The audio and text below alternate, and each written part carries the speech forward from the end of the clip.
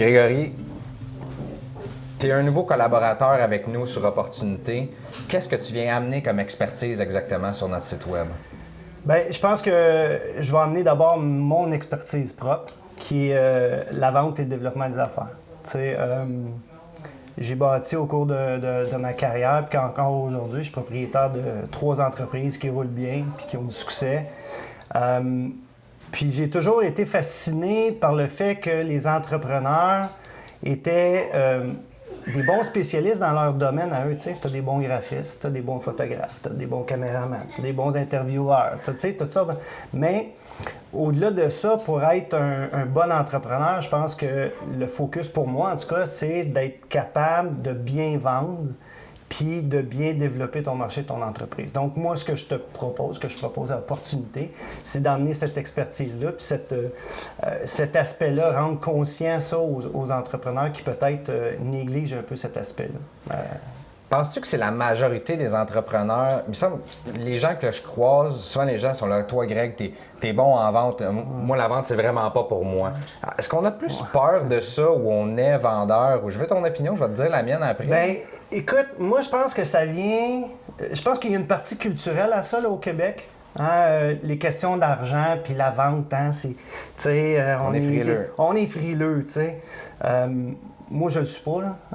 Fait que, je suis comme, pour moi, c'est naturel. Je pense que, naturellement, la vente, d'abord et avant tout, là, il y a un paquet de mythes ou il y a un paquet de mauvaises conceptions, tu sais, ancrées sur la vente, là, de bad word, là, tu sais. Ah, le vendeur de char. Ah, c'est tu sais, l'expression au Québec. Le vendeur de balayeuse. Ouais, le vendeur de balayeuse. Le vendeur de balayeuse qui cogne à la porte, c'est là, ça, qui s'en vient chez vous de déranger. Fait que quand tu es entrepreneur puis tu te dis, ben il faut que je me vende, tu es comme un peu, ouais, mais je veux pas gosser le monde, mais ouais, mais je veux pas passer pour. Tu sais, fait que je pense que là-dessus, il y a un paquet de mythes à défaire sur ça. Et je pense qu'aujourd'hui, la vente doit être avant tout une conversation. Tu sais, ton client, ton consommateur aujourd'hui est beaucoup plus informé, puis il y a beaucoup plus d'outils pour se préparer, lui, à te recevoir comme vendeur ou recevoir ta proposition. Fait que ça, je pense que c'est important aussi. Donc, je te dirais, ouais, des mythes, puis tout ça, c'est pour ça un peu, je pense que ça passe mal.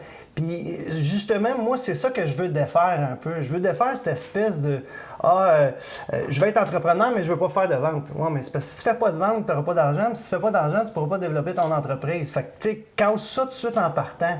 C'est un peu ça ma mission, moi, tu sais. Pourtant, moi, ce que je dis souvent, c'est il y a personne de meilleur que l'entrepreneur qui a parti son entreprise ou son produit pour le vendre. Donc, si on s'en va, par exemple, avec ton entreprise, si on doit aller faire un appel d'offres en quelque part, c'est sûr que j'amène Grégory, c'est sûr qu'on close. Ouais. Parce qu'il va juste parler de cette entreprise-là, puis de pourquoi il l'a lancée, puis de tout ce qu'il y a derrière.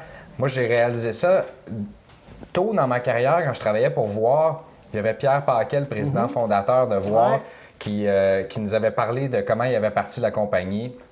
Puis quand il approchait un client, qu'est-ce qu'il faisait, puis il parlait de toute la passion qu'il y avait derrière ça. Tout le monde avait poil ses bras la vente dressés. automatique. La vente, puis il s'est jamais considéré comme étant un vendeur, puis il dit d'admirer cette catégorie de gens-là, de vendeurs. Je pense que ça prend quand même une petite coche dans ton cerveau là, pour réaliser que t'es bon en vente, puis que t'aimes ça, puis t'es en train d'en faire une, à tout le moins, que t'es conscient de ce processus-là. Bien, tu vois, ça c'est une chose. Je m'aperçois qu'il y a beaucoup d'entrepreneurs qui font de la vente malgré eux. Ils savent pas qu'ils sont en train de faire une vente. Et il y a des choses qu'ils font consciemment et il y a d'autres choses qu'ils font inconsciemment. Exact. Une grosse majorité de choses inconsciemment. Inconsciemment.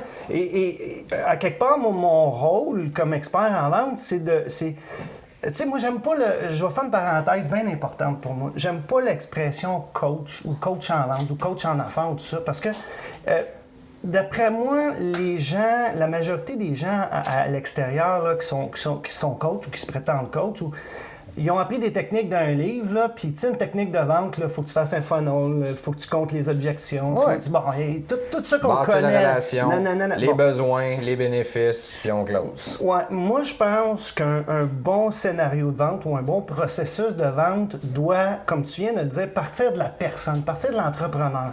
Qu'est-ce qui le drive?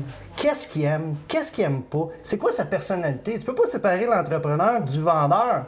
Tu peux pas, tu sais, je veux dire, c'est une même personne. Fait que moi, mon approche, c'est plutôt d'aller vers la personne qui a besoin de mentoring ou de, tu sais, d'aide, puis de dire, bon, dis-moi donc comment tu fais ton pitch de vente, dis-moi donc comment tu fais ta vente, puis d'essayer de voir avec elle qu'est-ce qu'elle fait de bien, qu'est-ce qu'elle fait pas de bien, qu'est-ce qu'elle fait de façon inconsciente qui est bonne, mais qu'est-ce que tu fais de façon inconsciente qui te nuit.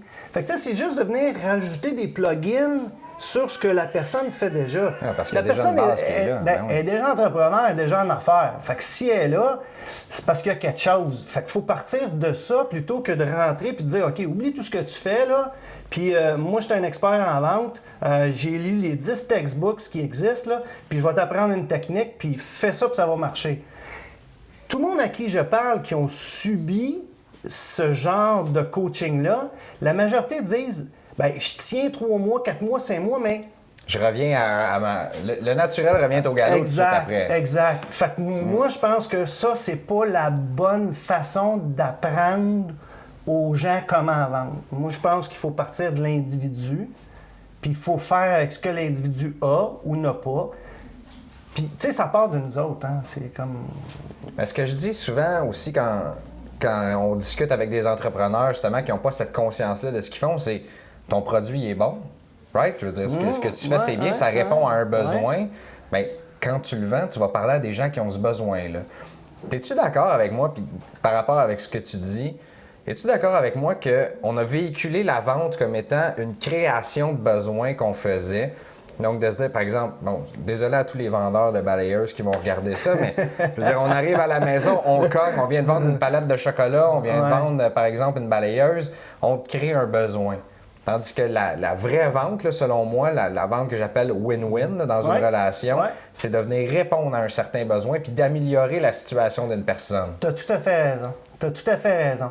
La meilleure vente ou le meilleur vendeur, c'est la personne qui est capable d'identifier le besoin existant et de proposer une solution adéquate à ce besoin-là. Si j'essaie de te proposer une solution qui ne fait pas ton affaire, j'essaie de te la pousser, tu sais, je pousse ma vente, là, je fais un hard sale, comme on dit dans le milieu, tu sais, je vais peut-être, parce que je suis excellent en persuasion, là, je vais peut-être t'en passer une. Je vais peut-être être capable de te le vendre, ma solution.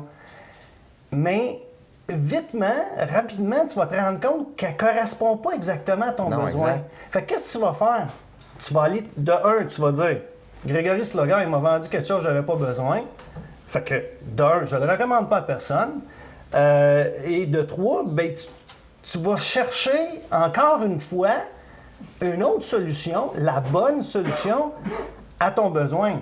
Fait que, moi, je pense que tu as tout à fait raison en disant, l'idée de la vente, c'est de dire, bon, ben, il y a un besoin existant, identifions ce besoin-là, donc ayons une conversation. Hein? Moi, la vente, c'est avant tout une conversation. Je veux savoir ce que l'autre a besoin, je veux savoir c'est quoi ses problèmes, je veux savoir... Et après ça, je vais réfléchir à ma solution, puis je vais revenir avec une proposition. Mais ma job, c'est d'écouter l'autre. Ma job de vendeur, c'est pas de parler de moi, puis comment je suis bon, puis je suis fin, puis comment j'ai un beau saut, puis comment mon produit est super bon. Non, attends. La vente, c'est à propos de l'autre. C'est toujours à propos de l'autre. Moi, je me pose dans cette position-là. 80% d'une vente, c'est l'écoute? Bien, selon moi, je te dirais 80-90%. C'est énorme. Ben oui, parce que si tu veux bien répondre... Tu sais, la bonne vente, moi, je dis toujours, c'est le bon produit, le bon service à la bonne personne, au bon prix, au bon moment. Tu sais, il faut que tout ça soit réuni. Ce qui fait que cette vente-là va perdurer dans le temps et va te ramener d'autres ventes. Tu vas faire de la revente avec ce client-là ou avec des références. Donc, si tu penses comme un entrepreneur qui veut bâtir quelque chose à moyen et long terme, ben, il ne pense pas à pousser ta vente, pense plutôt à construire... Bâtir une relation à long terme. Exact. Engage les gens. Commence par une conversation honnête, juste... Puis, ça va jusqu'à... Moi, là, j'appelle ça ma garantie no bullshit. OK? C'est un peu hard comme terme, mais je la trouve bonne. Je t'explique c'est quoi. La garantie no bullshit, ça va jusqu'à dire... On va avoir une conversation, tu vas m'expliquer tes besoins, je vais y réfléchir, je vais essayer de revenir avec une proposition. Mais si j'ai pas la bonne proposition ou si dans mon coffre d'outils, j'ai pas de solution à te proposer, je dois avoir l'honnêteté, l'intégrité de te le dire, de dire, hey, sais-tu quoi? J'ai pas de solution pour toi. Je suis pas le bon gars pour répondre à ton besoin, mais j'ai réfléchi à ça, puis je connais quelqu'un dans mon cercle qui, lui, pourrait avoir une solution pour toi. Penses-tu que ça va t'amener plus de succès ou plus un meilleur branding, si tu veux, par rapport à toi comme vendeur, comme personne en vente, que d'essayer de faire une vente? Définitivement. Parce que si tu fais ça, qu'est-ce qui se passe? La personne que tu as rencontrée, avec qui tu as eu une conversation, puis avec qui tu as essayé de travailler, puis tu lui dis finalement, hey, sais-tu quoi? On n'est pas le bon match, mais je connais quelqu'un d'autre. Qu'est-ce qui arrive? L'autre personne a juste un choix. Hey, merci. T'es super honnête, t'es fin, je te remercie. Tu fais du renforcement positif à ce moment-là. Cette personne-là, elle s'en va. Fait que là, comme vendeur, ton truc, c'est, gars, écoute, je te demande juste une affaire, parle de moi à tes chums. Qu'est-ce qu'il va faire? Il devient un ambassadeur. Fait que là, je viens de créer un ambassadeur qui va partir alentour puis qui va dire au monde, ce gars-là, il est sharp, allez le voir. S'il y a une solution pour vous, il va vous la proposer. Puis s'il n'y en a pas, il va vous le dire. C'est merveilleux. J'ai rien perdu, moi, là. Je viens de créer alentour de moi, à toutes les fois que je fais ça, quelqu'un qui va partir dans la nature puis qui va dire à ses chums, « Wow, il est sharp. » Puis là, ben, les autres reviennent. Puis là, je refais ça, je refais ça. Donc, qu'est-ce que je fais? Je crée alentour de moi l'image de « Va voir Grégory, il va te donner l'heure juste. » Puis tout le monde va avoir l'heure juste. Personne ne veut se faire bullshiter. Fait que c'est ça. Ça, je ferme la parenthèse, c'est ma garantie. Donc, moi, je pense que ça, c'est... Tu me ramènes à quelque chose qu'on croise beaucoup dans chacune industrie en vente, le manque d'intégrité, qui est souvent peut-être pas volontaire, mais justement, quand on essaie de penser à court terme, on se met de la pression à court terme. Les ventes puis la pression, ça va ensemble.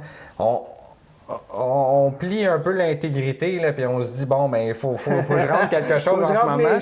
Mais ça devient que ça te frappe à long terme ou même à moyen terme, où est-ce que ben, tu peux plus le rappeler, cette personne-là. C'est un super bel exemple. Je pense qu'on a plusieurs trucs pour partir avec une première discussion.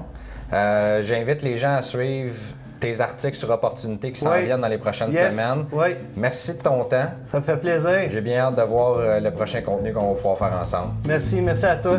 Merci.